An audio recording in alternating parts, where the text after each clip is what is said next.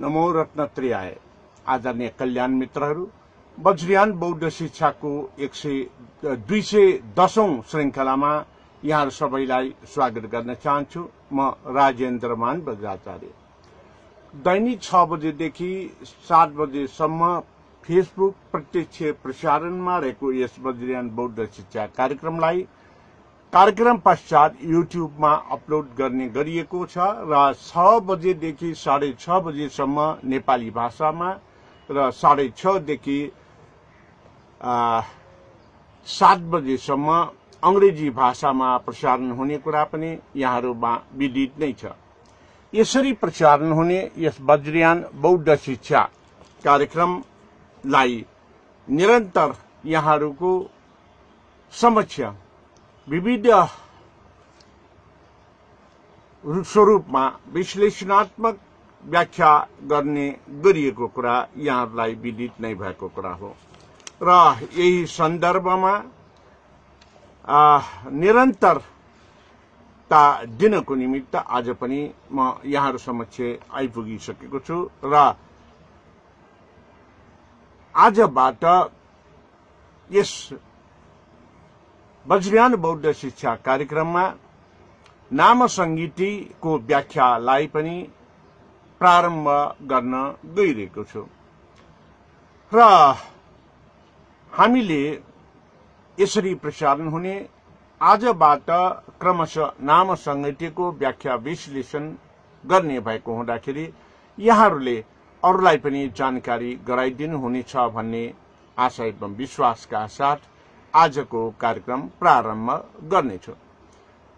All my dear Dhamma friends and followers, I welcome all of you in Vajrayana Buddhist Education 210 episode. Since the days of Gula, the 10th month of lunar calendar,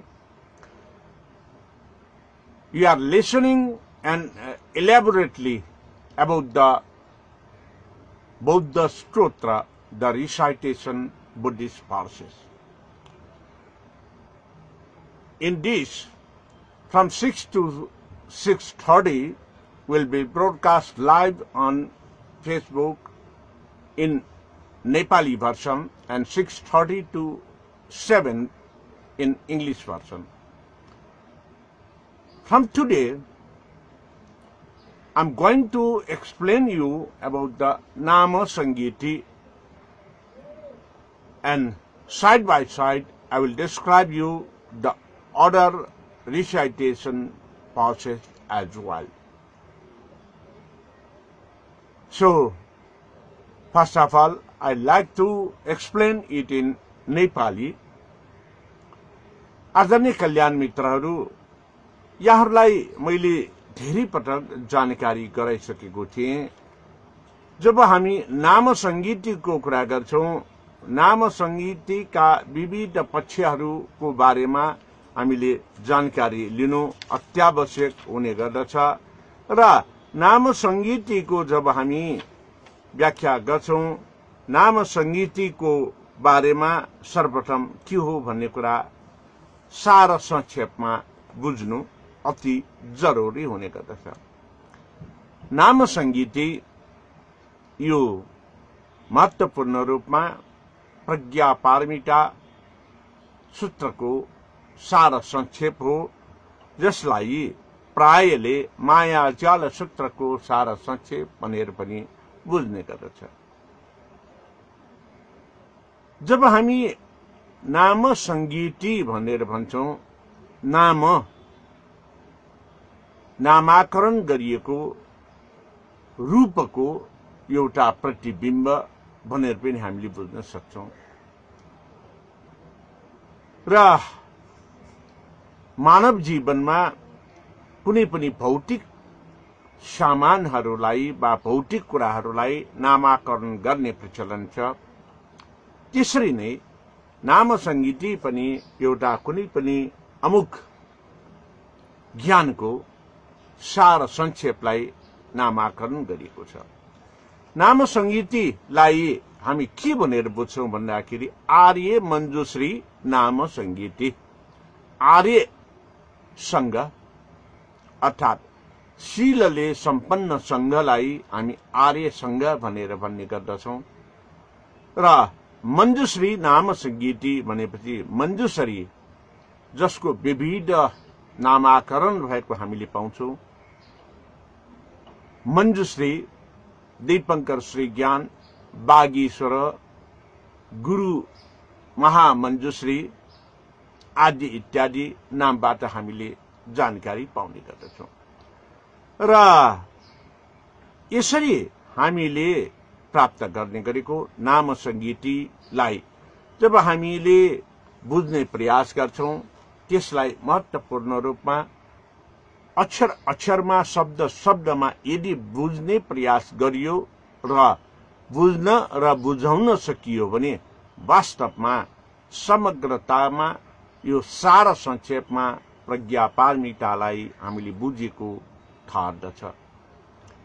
यसरी प्रज्ञापारमितालाई बुझेको भनेको नै हामीले के बुझेको हो त भन्दाखेरि आफ्नो यो अमूल्य जीवन अर्थात मनुष्य जीवनको महत्वपूर्ण पक्षलाई हामीले बुझेको भनेर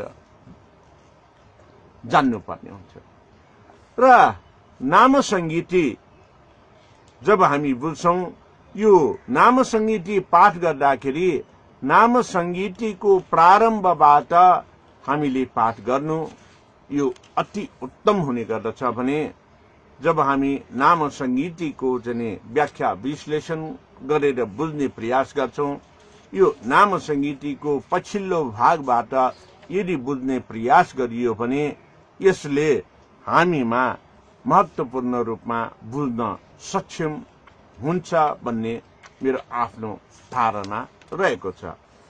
नाम संगीति मूलतः यो 14 वटा अध्यायमा विभाजन गरिएको हामीले पाउँछौं।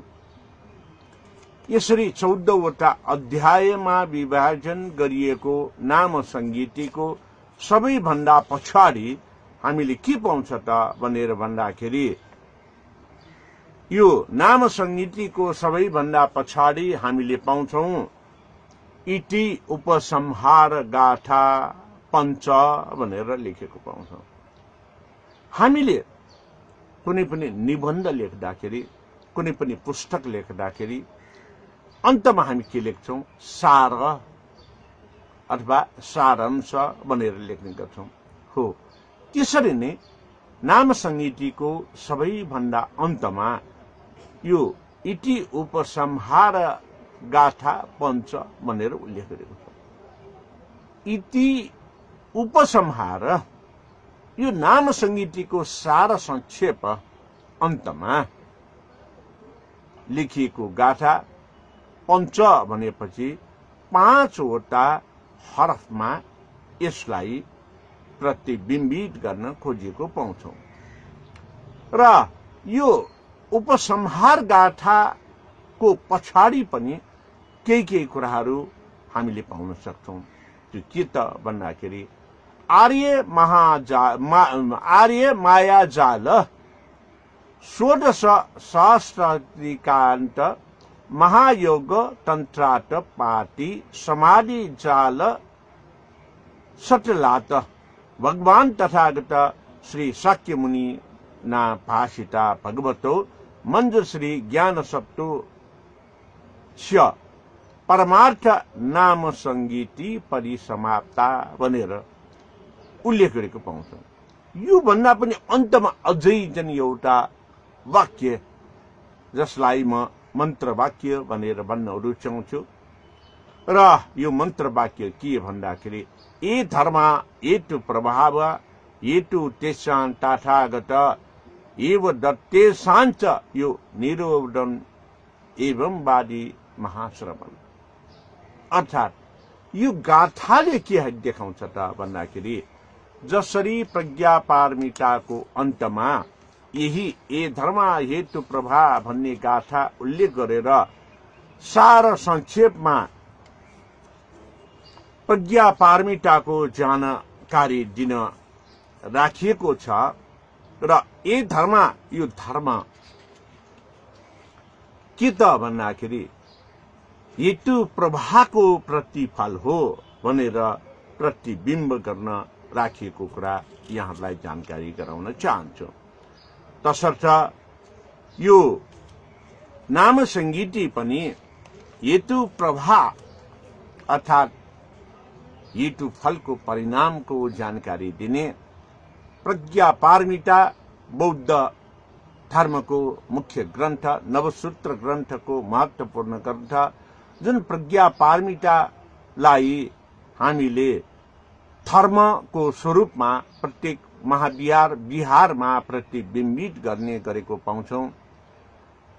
महाविहारको जुन क्वासपाल देवताको ढोका माथि बीचमा बुद्ध राखेको हुन्छ र दायाँतर्फ प्रज्ञा पारमिता देवी राखेको हुन्छ र बायाँतर्फ सदक्षरी लोकेश्वरलाई प्रतिबिम्बित गरेको हामीले पाउँछौं।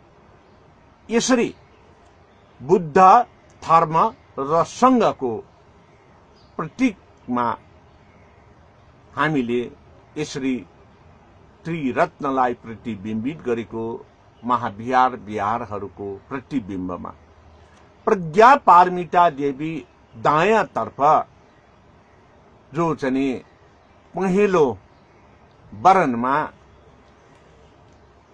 त्यहाँ चाहिँ राखेको पाउँछौं र बीचमा बुद्ध विशेष गरेर अक्षव्य बुद्धको प्रतीक वा प्रतिमा अंकित गरेको पाउँछौं भने बायाँतर्फ सदक्षरी लोकेश्वरको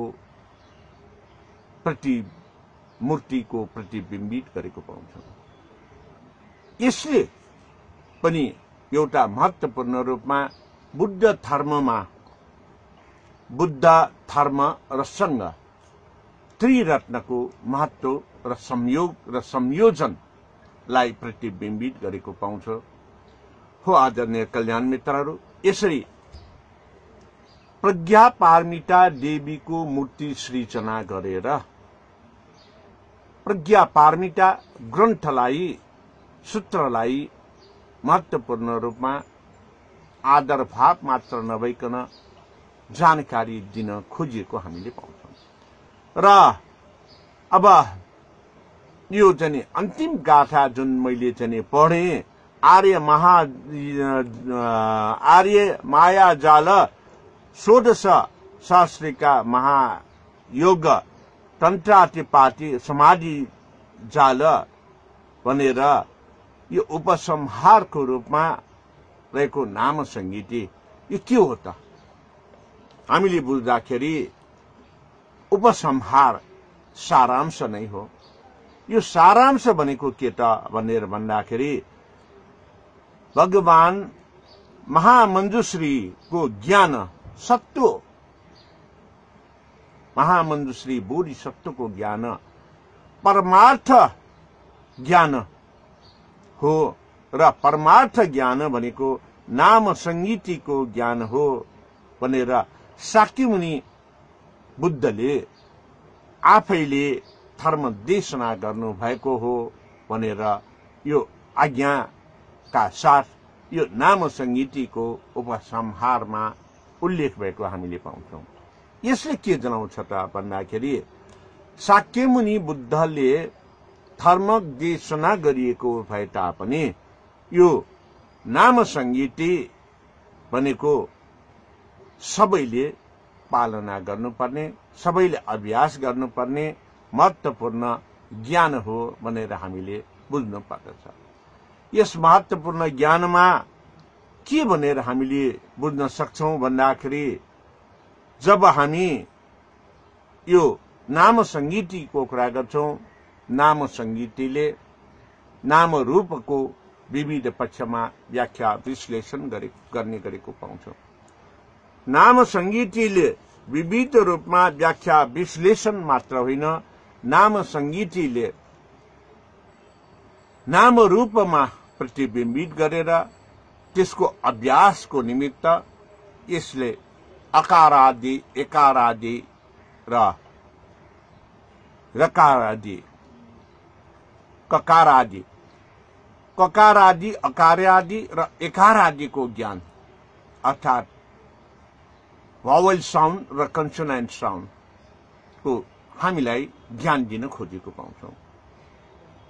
जसरी यसरी भावल साउन्ड कन्सोनेन्ट साउन्डको ज्ञान दिन खोजिएको पाउँछौं, यसमा फेरि जस्तो कि एउटा शब्द पाडाङ्गुष्ठ भनेर राखिएको छ, यसले हाम्रो चाहिँ जनसाङ्ख्यिक कुरामा पनि नियोजित गर्नको निमित्त भनेर अहिले भनिए तापनि यसले एउटा ब्रह्मचर्यमा रहनको निमित्त कस्तो अभ्यास गर्नुपर्छ भन्ने त्यो पाडाङ्गुष्ठ एउटा शब्दले नै व्याख्या विश्लेषण गरेको पाउँछ।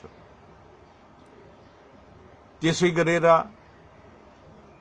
यो नाम संगीति मन्त्र विन्यास भनेर उल्लेख गरेको छ अन्ततिर, जसले नाम संगीतिको व्याख्या विश्लेषणबाट यो जीवनमा हामी पारङ्गत भएर हामी अर्को जन्म नलिने गरेर बुद्धत्व प्राप्त गर्दै अगाडि बढ्नको निमित्त आवश्यक ज्ञानहरू के कसरी हुन सक्छ भन्ने कुरा पनि यसमा उल्लेख गरेको हामीले पाउँछौं। र यो नाम संगीति गाथामा प्रारम्भदेखि अन्तसम्म यसरी खण्ड खण्ड अध्याय परिच्छेदमा उल्लेख गरेर हामीलाई एउटा महत्त्वपूर्ण पुस्तक लेखनको प्रक्रियागत ज्ञान पनि हामीले पाउन सक्छौं।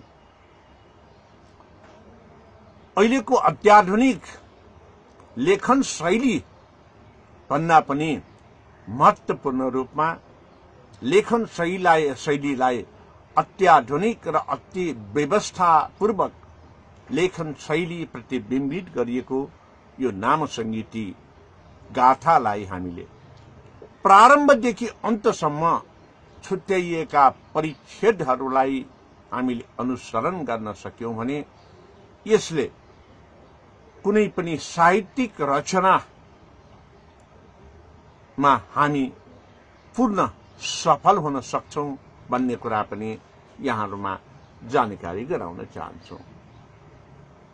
र यसरी हामी यो नाम संगीतिका विविध पक्षहरूलाई क्रमशः आजबाट यहाँहरुलाई जानकारी गराउने व्याख्या विश्लेषणको आधारमा अगाडि बढाउने एउटा अल्पज्ञानीको हैसियतले भए पनि तपाईहरु समक्ष प्रस्तुत गर्ने श्रेष्ठता मैले गरेको छु।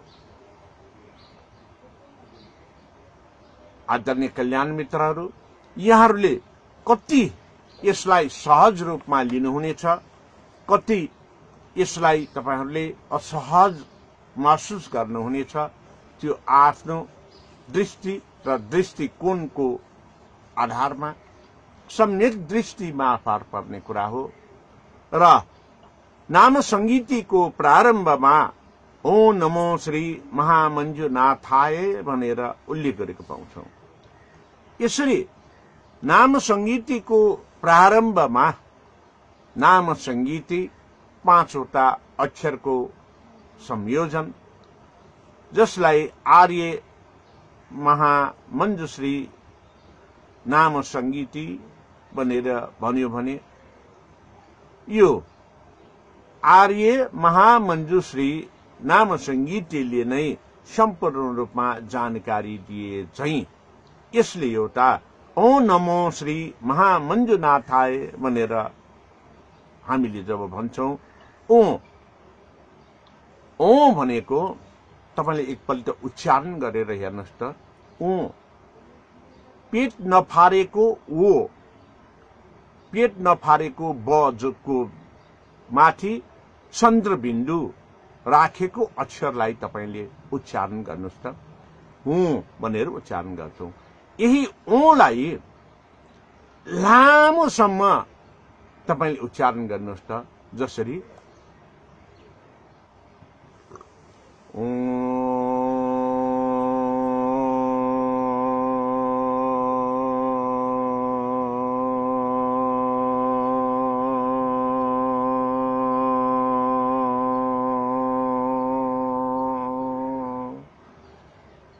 जब तपाईले यसरी लामो साससम्म ओ उच्चारण गर्नुहुन्छ सर्वप्रथम ओ मात्रै भन्दाखेरि तपाईको घाँटीमा रियाज गरे जस्तै अभ्यास हुने गर्दछ त्यसले तपाईको घाँटीलाई स्वच्छ र खुल्ला राख्नको निमित्त मद्दत गर्दछ जब त्यसैलाई अलिकति लामो साससम्म सास नफेरिकन ओ भनेर उच्चारण गर्न पुग्छ त्यसपछि तपाईको यो छातीमा शुद्धता पैदा हुन्छ छातीदेखि जुन फोक्सोको हावा बाहिर निस्किन्छ फोक्सोले बाहिर हावा निकाल्छ यसले एउटा फोक्सोलाई सफा गर्न मद्दत गर्दछ लामो सास फेरेर भित्र पठायो फोक्सो भरि हावा प्राणवायु भरियो अक्सिजन भरियो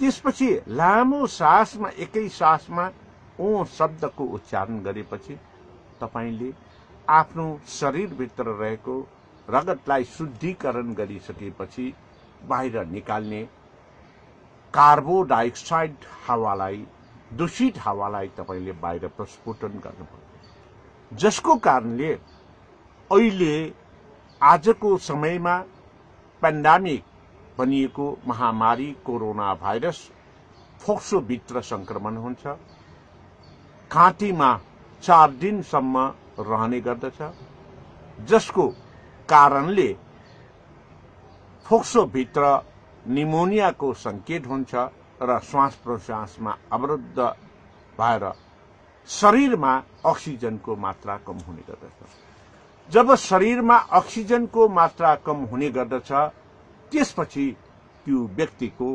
जीवनमा खतराको घन्टी बजेको हामीले महसुस गर्न सक्छौं हो आदरणीय कल्याण मित्रहरू तसर्थ हामीले यस्तो अवस्थामा आफूले अभ्यास गर्ने प्रयोगाभ्यास भनेको ओ शब्दलाई यसरी लामो गरेर उच्चारण गर्ने हो र हाम्रो हस्त मुद्रामा यो बुढी औंलाको नङ र मासुको बीचमा यसरी यो छोपिएर हामीले त्यो अवस्थामा यो हस्त हातलाई आलिङ्गन मुद्रामा यसरी राख्न सक्यो भने कोभिड कोरोना भाइरसबाट संक्रमण भएर श्वास प्रश्वासमा अवरुद्ध भएका व्यक्तिहरूको श्वास प्रश्वासमा यसले महत्वपूर्ण पुनरागमन हुन्छ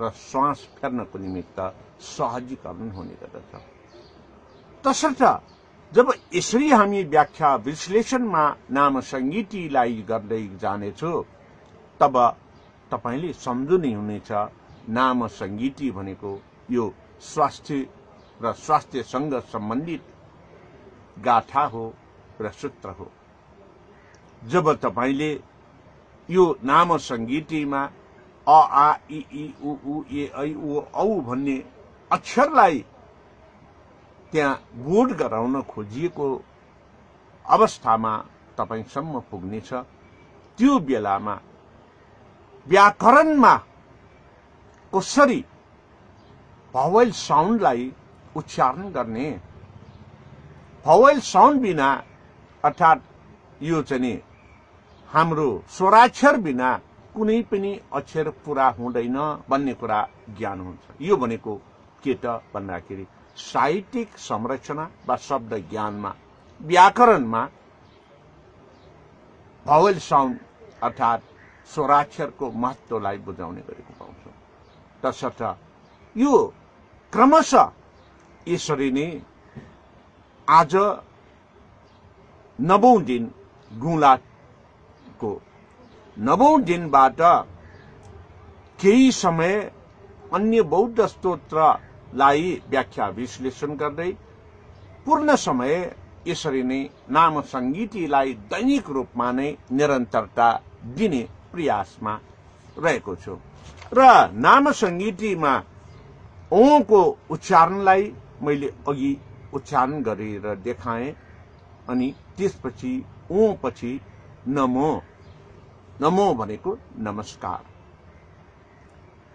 अहिले कोरोना भाइरसको बिगबिगी भइराखेको सन्दर्भमा विश्वको कुनै पनि देशमा हात मिलाउने र आलिङ्गन गर्ने जुन परम्परा हटेको अवस्था छ, अर्थात् नमस्कार, अर्थात् कसैलाई हामीले सम्मान गर्नु पर्यो भने, आदर गर्नु पर्यो भने नमस्कार भनेर प्रारम्भिक भेटमा हामीले गर्ने गर्छौं। अल्पज्ञानतामा हामीले कहिलेकाहीँ के भन्न पुग्छौं भन्दाखेरि कोहीसँग भेट हुनासाथ नमस्कार भन्नुको सट्टामा नमस्ते भनेर भन्ने गर्छौं। हो आदरणीय कल्याण मित्रहरू, यहाँ भाषिक ज्ञान मैले यही नाम संगीतिको आधारमा दिन खोजिराखेको छु। अघि व्याकरणिक ज्ञान भयो, त्योभन्दा अगाडि स्वास्थ्य सम्बन्धी चिकित्सकीय ज्ञान भयो र अहिले भाषिक ज्ञान। नमस्कार र नमस्तेमा के भिन्नता छ त? जब हामी प्रारम्भमा आउँछौं, कहीँ पनि कसै पनि कोही पनि व्यक्तिलाई हामीले भेट गर्न पुग्छौं, हामीले सम्मानजनक रूपमा त्यो व्यक्तिलाई आदर गर्ने भनेको नमस्कार भनेर। र यसरी नमस्कार भनेर हामीले जाने आदर भावमा जाने सम्मान गर्न पुग्छौं र जब हामी त्यो व्यक्तिसँग छुट्टिन पुग्छौं अन्तमा, अर्थात् कुनै पनि भेटघाट कार्यक्रमलाई अन्त गरिसकेपछि, भलाखुसारी गरिसकेपछि हामी अन्तमा छुट्टिने बेलामा अंग्रेजीमा गुड बाई भन्ने चलन छ भने बौद्ध भाषामा, हुन त यो बौद्ध भाषा मात्रै होइन, यो संस्कृत भाषा हो नमस्कार भनेको पनि। र हामी जब त्यो काम सकाएर दुईजना व्यक्ति टाढिन्छौं त्यो समयको निमित्त वा छुट्टिन्छौं, बाई बाई अथवा गुड बाई भन्नुको सट्टा हामी आफ्नो सभ्य भाषामा के भन्छौं भन्दाखेरि नमस्ते। सुरुमा नमस्कार, हात यसरी नै 10 औंला जोड्ने हो र अन्तमा नमस्ते भनेर भन्ने हो। तर मैले धेरै जसो नेपाली भाषाका प्राचार्यहरूले पनि यो नमस्कार र नमस्तेको भेद रहित रूपमा प्रयोग गरेको पाएको छु। अर्थात् भेट्नासाथ पनि नमस्ते, जाने बेला पनि नमस्ते, वा भेट्नासाथ पनि नमस्कार, जाने बेला पनि नमस्कार। यो भेद वास्तवमा हामीले बुझ्न सक्नुपर्छ र बौद्ध ग्रन्थमा यो ओ नमो भनेर लेखेको नमो भनेको पनि नमस्कार भनेको हो। ओ नमो भनेपछि के हो त भन्दाखेरि हामीले ओ शब्द अघि जुन अभ्यास गर्दाखेरि खाँटी छातीको कुरा गरे, लामो ओ भन्दै गर्दाखेरि हाम्रो पेटबाट समेत सम्पूर्ण यो वायु विकारहरू बाहिर निस्कन्छ र पेट खुम्चिन्छ। यसरी पेट खुम्चिएपछि हाम्रो पाचन प्रणालीमा, श्वास प्रश्वासका नलीहरूमा यसले महत्वपूर्ण अभ्यास गराउँछ भने यसैलाई ओ भनेर महत्वपूर्ण रूपमा त्रिकायको रूपमा बोध गराउने पनि गरेको छ। त्रिकाय भनेको यो के त भन्दाखेरि बुद्धकाय, धर्मकाय र संघकाय। बुद्ध वचन हामीले मुखबाट निकाल्छौं, घाँटीदेखि निकाल्छौं, र यो ओ भन्ने शब्द त्यसैले बुद्ध धर्म र संघ पनि हो भनेर भन्न चाहन्छु। र त्यसपछि ओ नमो श्री मञ्जुनाथाय। श्री यो चाहिँ सम्मानको एउटा अर्को शब्द हो। हामीले श्रीको प्रयोग गर्दाखेरि पनि अति श्रद्धापूर्वक गर्ने गरिन्छ। जस्तो कि कसैको नाम लेख्दाखेरि श्री फलाना भनेर लेख्ने गर्छौं र अनि चाहिँ यसैलाई अनि सम्मानपूर्वक लेख्ने भनेर श्रीमान फलाना भनेर लेख्ने गर्छौं। यो श्रीमान भनेर प्रयोग हुने शब्द अदालतमा न्यायाधीशलाई पनि श्रीमान भनेर लेख्ने गरिन्छ र माननीय सम्माननीयहरूलाई पनि श्रीमान भनेर अभिव्यक्त गर्ने प्रचलन रहेको छ। तर म यहाँ के जानकारी गराउन चाहन्छु भन्दाखेरि श्री शब्द वा अक्षर एउटा श्री हुँदाखेरि यसले के अर्थ जनाउँछ, दुईटा श्री लेख्दाखेरि के अर्थ जनाउँछ, तीनटा श्री लेख्दाखेरि यसले के अर्थ जनाउँछ, चारवटा श्री लेख्दाखेरि यसले के अर्थ जनाउँछ र पाँचवटा श्री लेख्दाखेरि यसले के अर्थ जनाउँछ। हुन त हजारवटा श्री लेख्ने प्रचलन पनि हिन्दू धर्ममा नभएको होइन। त्यो सम्बन्धी के हो उहाँहरूले नै बुझाउनु हुनेछ। म यहाँ एउटा श्री, दुईटा श्री, तीनटा श्री, चारवटा श्री र पाँचवटा श्रीको सन्दर्भमा जानकारी गराउन गइरहेको छु। सर्वप्रथम हामीले सधैँभरि लेख्ने गर्छौं, अलि हामीले सम्बोधन गर्नु पर्यो, सम्मान गर्नु पर्यो भने श्री भनेर नाम रूपलाई जनाउने गर्छौं। त्यसै गरेर यो नाम संगीतिमा पनि श्री महामञ्जुनाथाय भनेर मञ्जुनाथलाई श्रीको एउटा श्रीले यहाँ चाहिँ सम्बोधन गरेको छ। श्री एउटाले महत्वपूर्ण रूपमा सबैलाई प्रयोग हुने एउटा समानताको प्रतिबिम्बित गर्ने श्री हो। अर्थात श्री मञ्जुनाथाय भनेपछि यो श्री एउटाले सबैलाई समान बनाउनुको निमित्त इक्वालिटी समता ज्ञान दिनको निमित्त छठो ब्रह्म विहारमा मैत्री करुणा मुदिता र अपेक्षित उपेक्षाको अभ्यास गर्नको निमित्त हामीले श्रीले एउटा श्री प्रतिबिम्बित गर्ने गर्छौं। तर हामीले यो पनि देखेका छौं श्री श्री भगवान भनेर यसरी लेख्ने प्रचलन पनि छ। समानतामा अझ अलिकति बढी हामीले सम्मान दिनु पर्यो भने दुईवटा श्री लेख्ने गर्छौं। जब हामी त्यो भन्दा पनि माथि अर्थात आफ्नो गुरुको संज्ञा दिनु पर्यो भने श्री श्री श्री कुल देवताए शरणम भनेर लेख्ने प्रचलन छ। अर्थात कुल देवता, कुलको मुख्य देवता, कुलको मुख्य देवता भनेको हाम्रो मूल पुर्खा। जब हामीले मूल पुर्खालाई सम्झिन्छौं, त्यो प्रारम्भको बिन्दुलाई सम्झिन्छौं, त्यो बेलामा हामीले तीनवटा श्री प्रयोग गर्छौं। तीनवटा श्रीले महत्वपूर्ण व्यक्ति, प्रारम्भको व्यक्ति, महत्वपूर्ण व्यक्ति, प्रारम्भिक रूपमा सिद्धान्तलाई सृजना गरेको व्यक्ति अर्थात प्रारम्भिक सृजनाको स्वरूपलाई हामीले नाम रूपमा श्री श्री श्री भनेर तीनवटा श्री लेख्ने गर्छौं। आदरणीय कल्याण मित्रहरू, तर यसरी श्री बढाउँदैमा यसले अभिव्यक्त गर्ने अभिव्यक्तिलाई तपाईले बढी नठान्नुहोस्। जब हामी 4वटा श्री प्रयोग गर्न पुग्छौं, यसले एउटा महत्त्वपूर्ण संकेत दिने गर्दछ।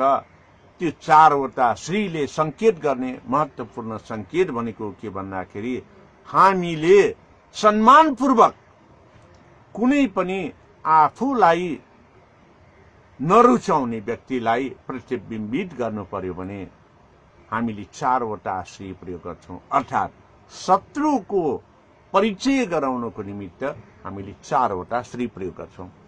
जस्तो कि मेरो शत्रु भनेको मेरो अज्ञानता हो।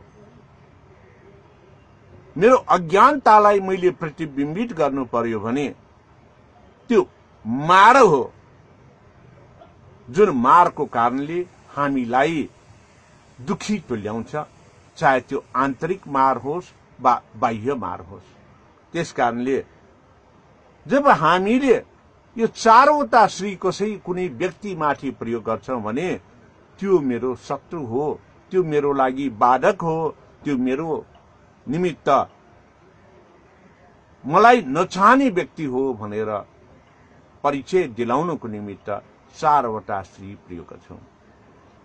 तत्पश्चात हामीले 5वटा श्री, 5वटा श्रीको नेपालमा गणतन्त्र आउनुभन्दा अगाडिसम्म श्री 5 महाराजा धिराज भनेर प्रयोग गरेको तपाईहरुलाई थाहा छँदैछ।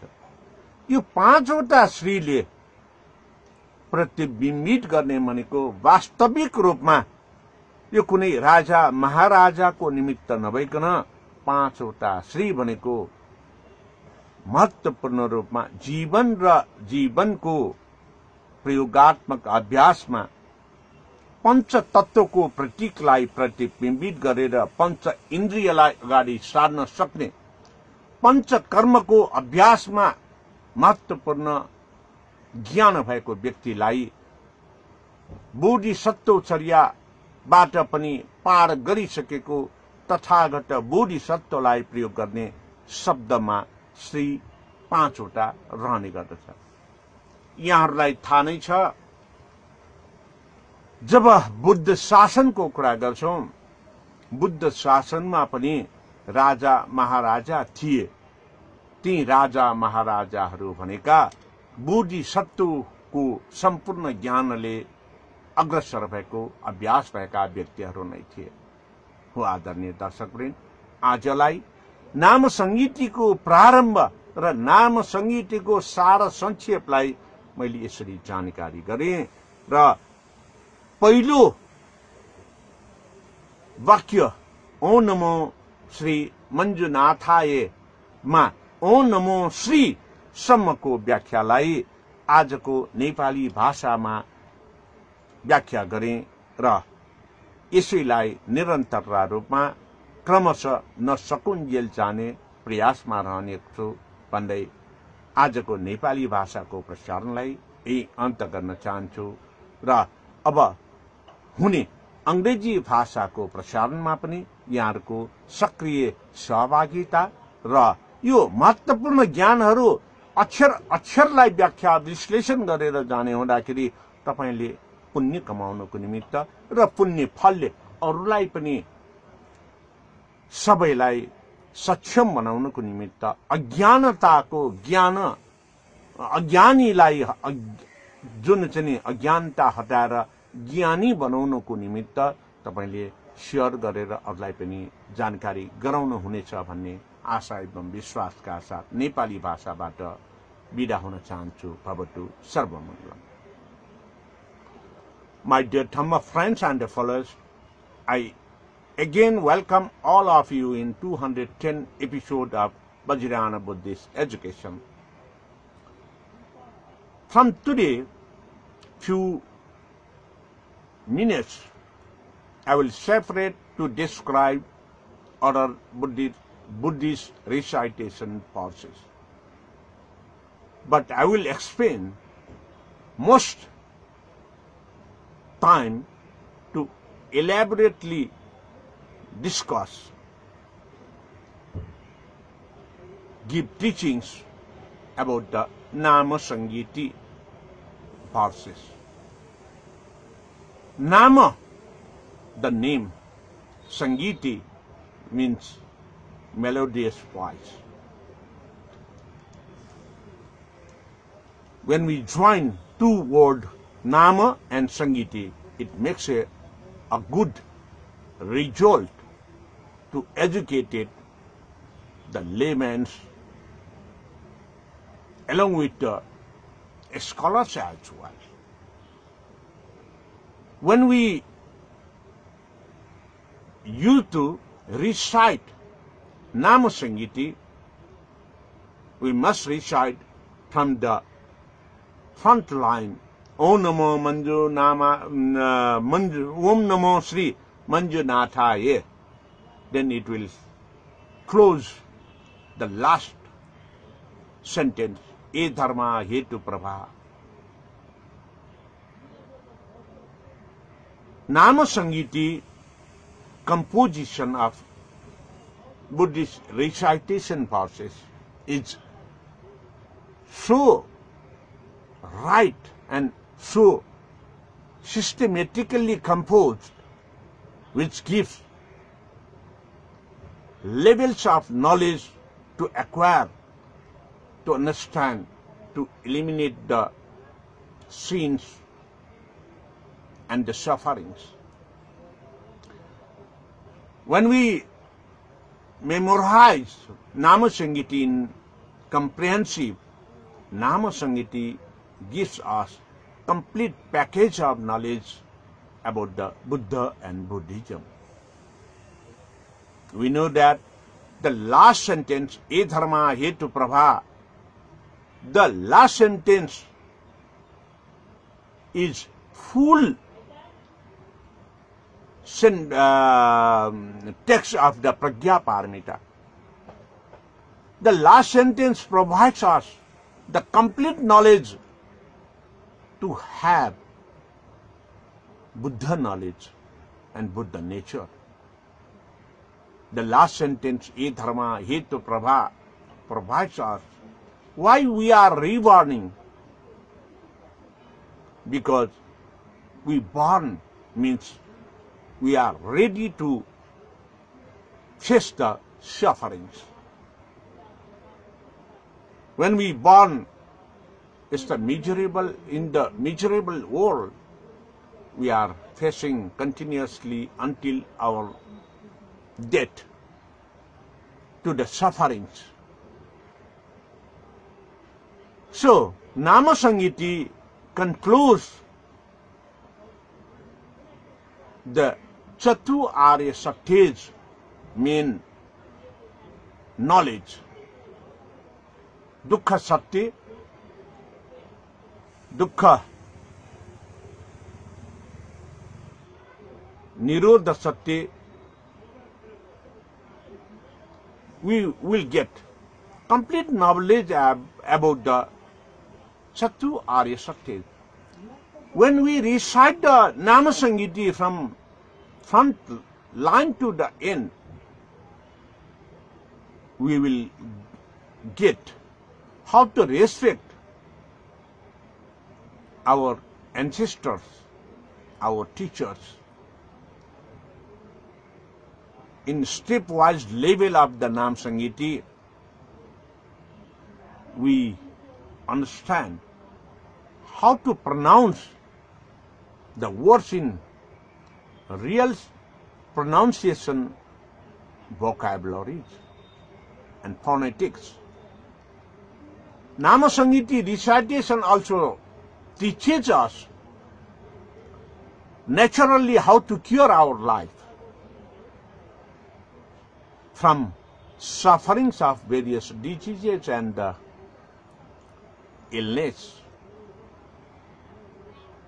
Nama Sangiti also teaches us how to pronounce the alphabets of vowel sounds and consonant sounds. We used to write the essay, and at the end, when we write the essay or when we write the books or the text at the end, we have to write the summary of the essay or the summary of the book or the summary of the text and textures. So Nama Sangiti, at the end, there is the Gathas. It means the writings of whole Nama Sangiti. It concluded in the summarized chapters. We know that when we born in first time, it will be notified with the name of child. The child was born. Yeah. Then after passing little bit time, then we gave them the next name. The child will turn to boy or girl. When we are in different stages of the education,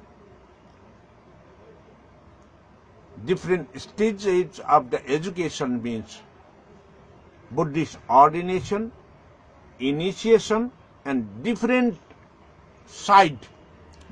aspects of Buddhist initiation. You will give in the different names. As of the text you learn. So, these different levels of education you acquire, you will give in the name of different initiation name, such as, now I am giving you the discourses or teaching, whatever you say. Now our relation is trainer and trainee, provocator and listener, teacher and student. Our relation between you and me are two. In the same way, when you ask me, what is your name? I will say, I am Rajendra. This is my given name in administrative term. When I will present to my parents, I will be as son. And when I will present before my children, I will be father. These are the different names. So, in this Nama Sangiti, you can have knowledge of different subject matters and different aspects. The different subject matter is, Nama Sangiti is the medicine text. Nama Sangiti is the literature. Nama Sangiti is the grammar. Nama Sangiti is the Buddhist process. Nama Sangiti is the formula to liberate from the miserable world. In this way, you can understand in shortly when we say Nama Sangiti. Nama Sangiti is a composition of Buddhist verses which we will recite it in a melodious voice. So, just to say, in the front line, Nama Sangiti, it is the short name. If we have to spell it, then we say R.A. Manjusri Nama Sangiti. And when we start R.A. Manjusri Nama Sangiti, we will recite as Om Namo Sri Manjunathaye. When we say Om, just like W-O with the mark like the moon at the top, giving the stress, then we recite it for practice.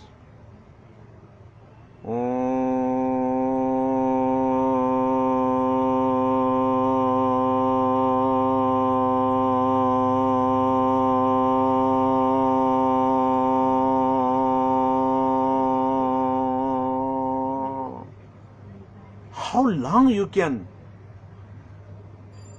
recite it? How long you can out the carbon dioxide from your lungs to out?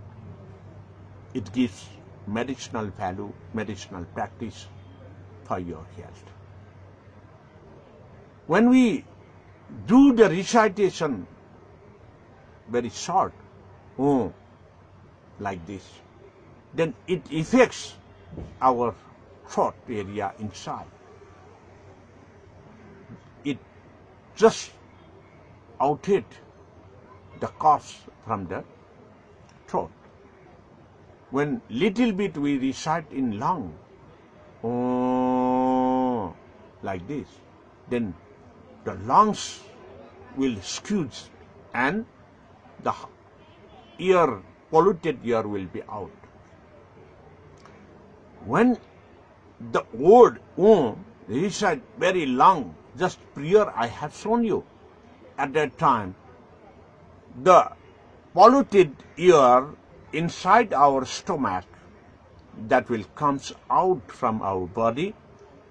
Because of this, we are practicing our throat side, our chest side, lungs, and the stomach side, which gives perfect exercise to have the good health. This is the process of exercise about the Om. But never write Om as the camels to use at the camels in Devanagari, the Oot. We the Buddhists must use the Om as W-O with the mark at the top. It means when we write in the Devanagari Lipi, Devanagari script, we must write like the bow without crossing, and at the top there will be mark of moon. It means Chandra Bindu Sahit ko Om. It also philosophically represents in other side as well. When we pronounce Om, it hits our throat, lungs, and the stomach. It is the three aspects of Buddhist knowledge. It means Buddha, Dharma, and Sangha. As you are perfect in knowledge about nature and natural environment, for the betterment of sentient beings, if you are aware, then you will call the Samyak Sambuddha. The entire knowledge people are called the Buddha. In the same way, when we compile that Buddhist knowledge, the entire Buddhist knowledge, it is called the Dharma, and represented by the Pragya Paramita Devi in iconographs. The Buddha iconograph, especially in Vajrayana tradition, when we go to the main shrine, Vihara, then you will visualize over there at the sacred place on the bottom side of the ground floor, you will visualize the one iconograph of Buddha that will mostly the Akshabhya Buddha. So, when you go to the Mahaviharas Buddhist monasteries, beside that main shrine gate, upward there will be 3 iconographs over here. The 3 iconographs in the middle, there will be the Buddha iconograph. On the right side, there will be the Dharma iconograph representing the Pragya Paramita Devi holding the manuscript. And on the left side, you will visualize Sada Paramita, Sada Cheri Lokeswara. The main mantra of Sada Cheri Lokeswara is Om Mani Padme Hum. So, in this way, Om represents Buddha, Dharma and Sangha. It means, Om means the single word Om represents the triple gems as well, Tri Ratna. So, here I want to differentiate when we write the next alphabet, Namo. On the first sentence of Nama Sangiti, you will get Om Namo Sri Manjunathaya. The second word, Namo. Namo means to respect, Namaskar, saying Namaskar. But mostly the scholars of Nepali teachers as well, they confuse Namaskar and Namaste when it must be used. So, when we say Namaskar, when we meet at first, to respect others, we have to say Namaskar. It is the commemorating or the front line respect is Namaskar. When we leave after conclusion of the meetings or conclusion of that time, when we leave separately, then at a time we must say Namaste. Aste means to set the sun like this, and Skara means to rise the sun. When we meet at first, it is the rising time, and when we leave, we separate. That is the falling time. So, when we meet first, we must say Namaskar, and when we leave in our one part, then I have to say Namaste. And the third word, Sri. Sri is respectable word for the persons to memorize as equality. We all are in equal level. So, when we write the name of some persons in Nepali, we will use Sri Buddha, Sri Dharma, like this. Single Sri means to give the equal level for all the things. Because Buddha, Dharma and Sangha are the same in equal level. They are in equality. Without Sangha, there will be no proper use of Dharma and Buddha. Without Dharma, there is no meaning about the Buddha and the Sangha. Without Buddha, there is no use of Dharma and Sangha. So, they are in equal rank. So, we say Sri Buddha, Sri Dharma, Sri Sangha. When we have to give little more emphasis, more than equality, it is little bit upper level. then we use double Sri. Sri Sri Sakyamuni Buddha.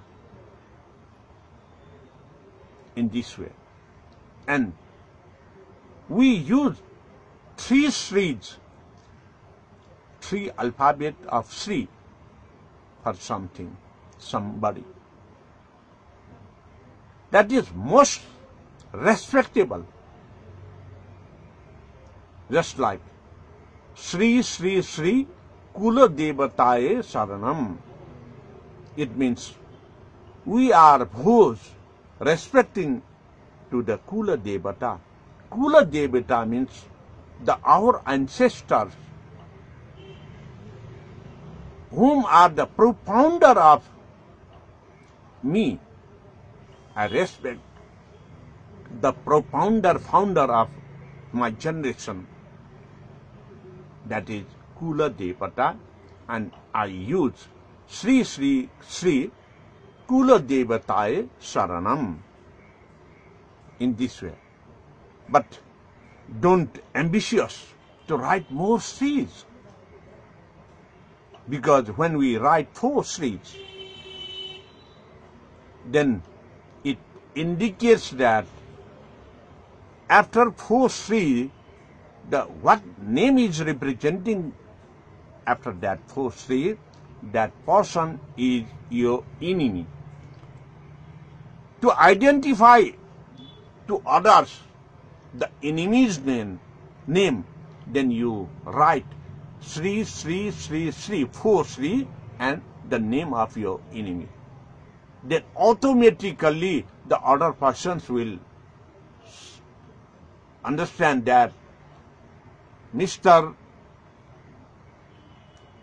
that person is the enemy of the other person. Enemy in Buddhist person, we have to say the Maharaj. Mara is our enemy. Mara means the destructor, the destroyer, the sufferings. But the Mara is created not by others.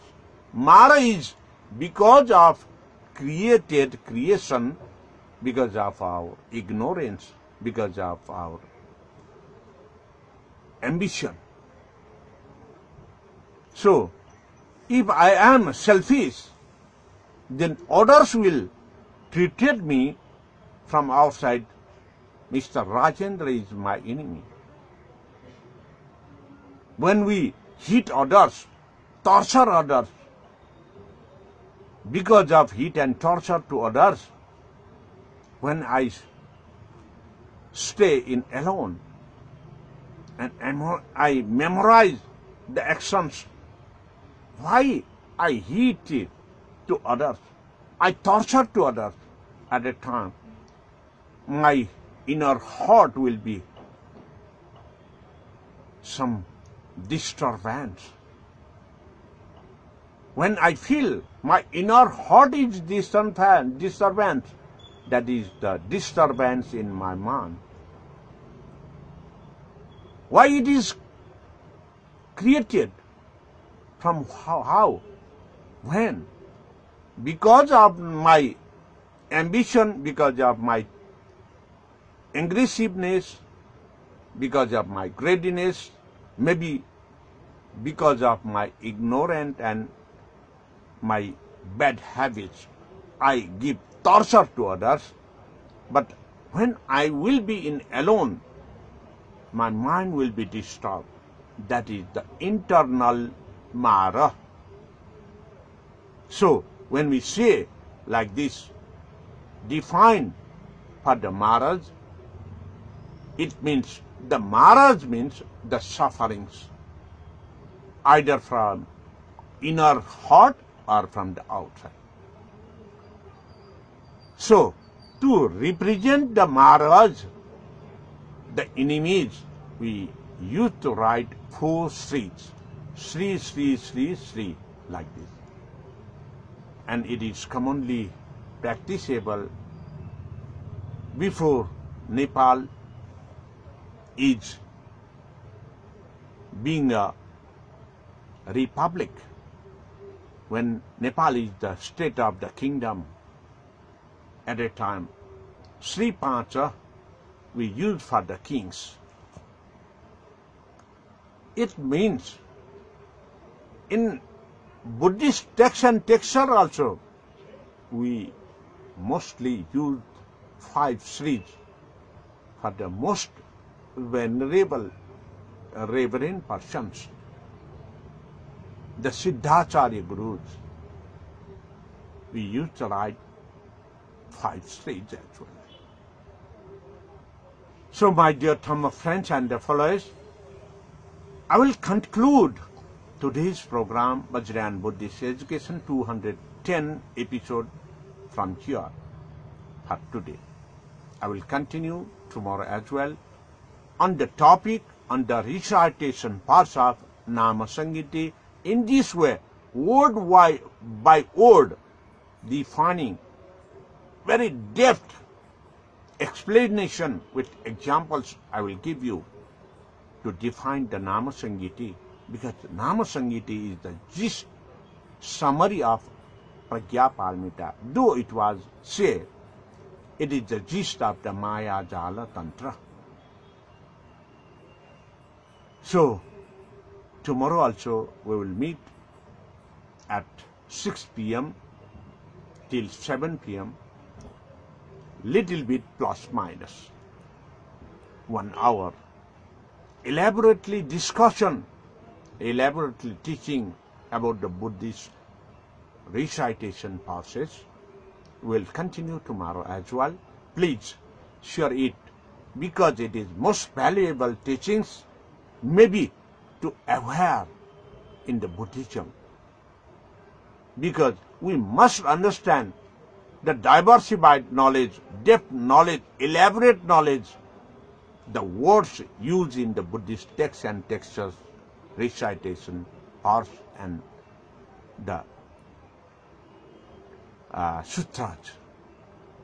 So, with this, I request you to share this for your friends and families as well. Because of your sharings, they will be aware in Buddhism and to survive in this miserable world. So, my dear friends, I would like to conclude and have a sound sleep tonight as well. As usual, be aware from pandemic coronavirus communication as well. Be safe. Bhavatu Sarva Mangalam.